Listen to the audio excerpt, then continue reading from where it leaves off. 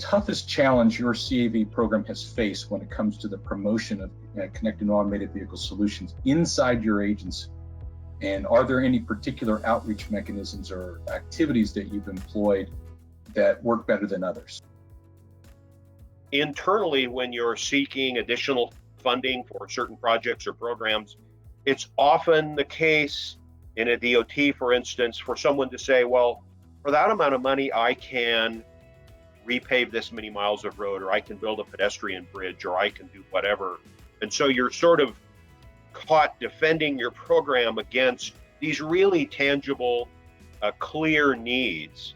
And so we've tried to work really hard to figure out what the benefit is.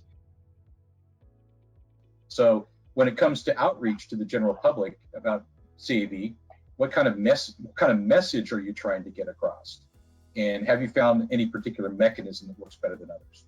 It's usually very helpful to attach it to either a project that is tactile that we can talk about for deployment and potentially and particularly very effective is when it is solving a problem for someone.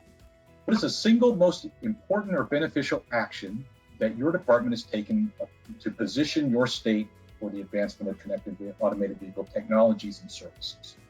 Deployment. One word answer.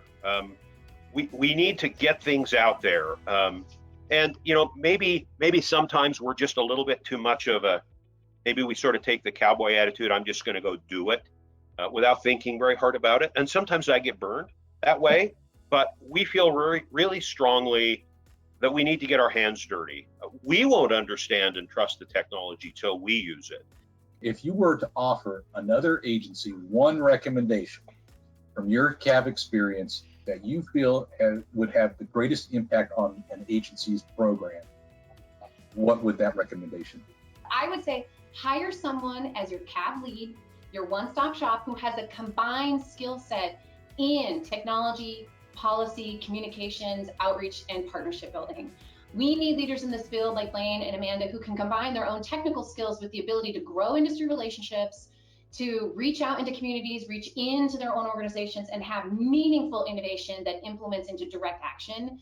And that type of multidisciplinary leadership is relatively new in the state DOT system. So we have to have the ability to both technically deliver, but to clearly articulate our vision for the future and what drives change. And also, I can't say this enough, we must hire more women and people of color to do this work.